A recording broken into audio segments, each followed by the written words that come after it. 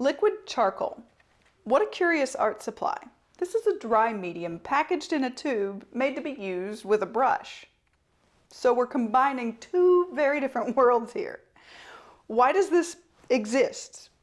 What's its personality? How can you use it? Well, the liquid charcoal that I used to test out the properties is by a brand named Schmincke. This liquid charcoal comes in 3 tiny little tubes. This is like a sampler pack. It has grapeseed black, cherry pit black, and peach stone black. Now, that does not mean that I have a purple, a peach, and a red. It means effectively that I have a warm, a cool, and a neutral black. The reference to the grape, cherry, and peach are simply to the materials burned to make the charcoal. So how much like a watercolor is this?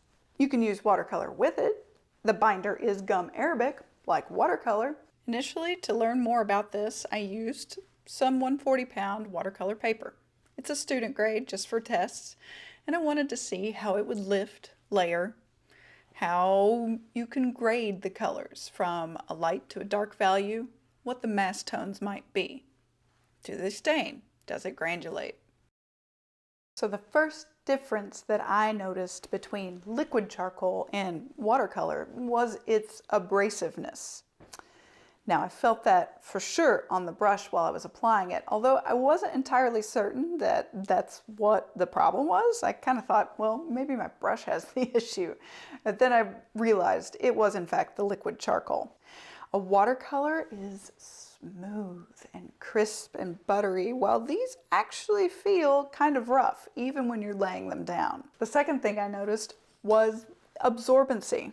This stuff, when it's wet in the palette, just soaks up the water. It dries super fast, not just in the wells on your palette, but also on the paper, which is not a bad thing at all. It's very nice to be able to work in an area that is kind of saturated and give it a second, but be able to go back to it really fast. This stuff reworks so incredibly easy. It's amazing how much it reworks while it's wet and after it's dry. So the cool thing here is, well, essentially you can erase it, but not with an eraser. Once the stuff is dry, it's not going to budge. So erasers are going to do you absolutely no good. However, while it's wet or even after it's dry, you can use water to go back, re-wet an area, and completely blend out things. In watercolor, we call this lifting, and this liquid charcoal does it in spades.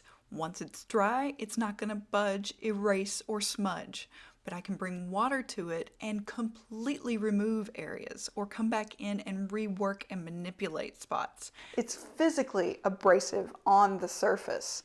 These feel entirely different than watercolors feel.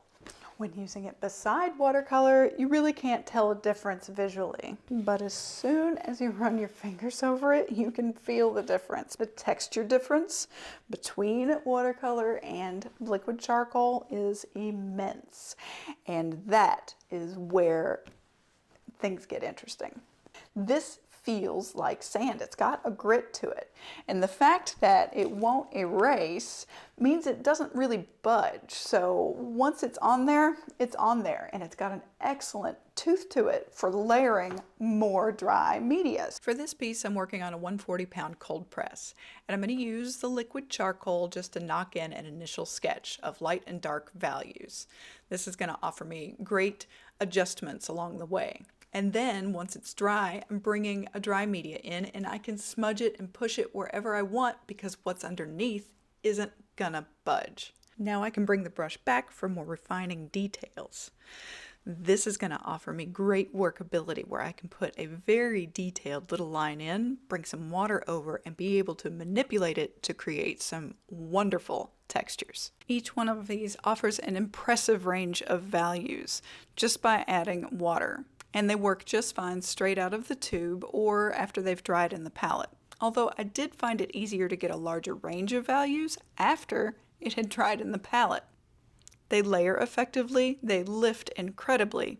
They don't granulate as much as I thought that they would, although they do in fact granulate a little bit. They don't bloom very much either. However, they do blend well and offer excellent gradients. You can absolutely mix watercolors in if you want to have a little tint of color into your piece, or even color pastels. So this is an art supply that creates a bridge between watercolor painting and a dry media of drawing or pastel.